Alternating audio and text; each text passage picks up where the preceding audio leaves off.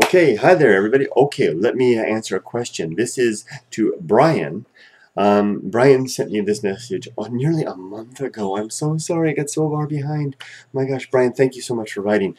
Brian basically wrote and you asked me, you said you had some nice things to say about my channels, and you asked me a few questions. And the first question was, have I ever gotten any interesting reactions from people while I'm walking around talking to the camera? No, no one's ever confronted me or said anything, or sometimes people get curious and they might just try to. Actually, some people, particularly some old men, have tried to strike up a conversation, not realizing that I'm actually doing something. Yeah, and so I think that it's such an interesting, such a completely novel thing for them to see that they don't realize that I'm actually engaged in something right there. So they'll be going away and they'll come up and what are you doing? It's like, well, I'm talking. Try to be as nice as I can. That's happened a couple of times. I've had to actually cut the camera off a couple of times when that's happened. And invariably, that's been older men that have done that. Next question. Have you ever gotten any interesting reactions from people while you were walking around talking to the... Oh, sorry, the same one.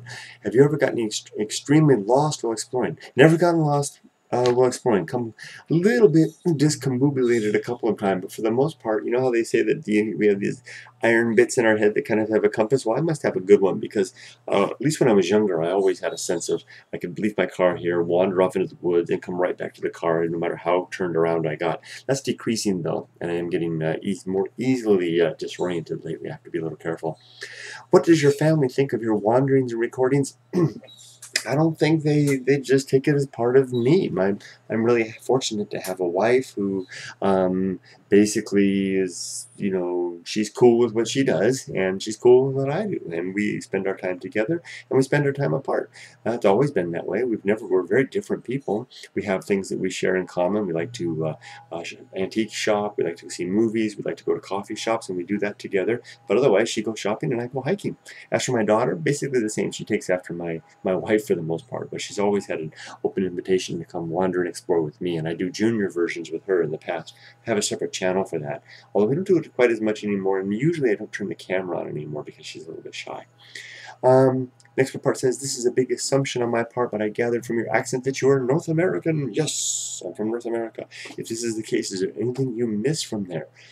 I miss the sincerity of people who are willing to tell you to screw off and howdy at the same time. A cashier that's in a bad mood will be maybe grumpy at you, and if they're warm, they'll be warm. And I like that kind of upfrontness.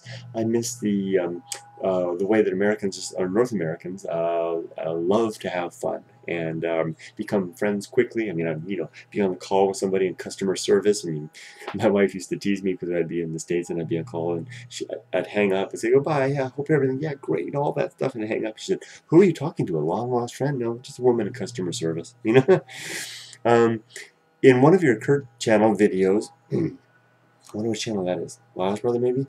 You mentioned that you consider yourself a libertarian. Well, I'm not really. I just kind of, I've been playing with that label because I really don't know what a libertarian is. Seeing as Japan often values the needs of the many over personal liberty, for example, legal systems, omnipotent authority without consideration for personal privacy, yes. Do you ever find your libertarian views conflicting with the culture on a philosophical level, if not real-world experience? Yes, indeed. Now, I wouldn't call them libertarian, and maybe they are libertarian, but I just call them my own. I'm a flower child. I'm a hippie child. I was raised by hippies, sort of, in the hippie era, and I'm all for individuality and freedom. And in this culture where the people readily give those up to avoid conflict and to maintain the status quo, doesn't work with me very well. Although I admire the way that they have a lot of harmony in their society nonetheless. And it's probably one of the main reasons I'd want to move back to the States.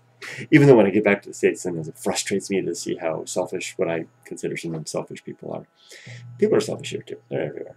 Just their society here forces them to control it more in a way. In our society, in fact, there was this. I wish I could bring it up and show you. There was something on Facebook today that really made me think about that. Anyway. P.S. I commented this on your Bloodiest Leech video, Shudder, in brackets, but it may be worth repeating. You might want to consider trying a styptic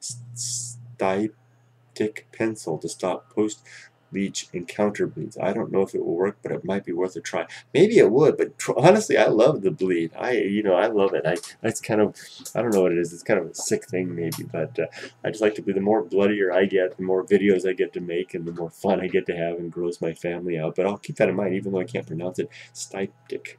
Something like that.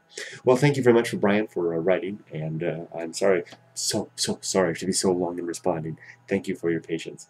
Take care, everybody, and take care, Brian, and I hope to hear from you again soon. Take care. Bye-bye.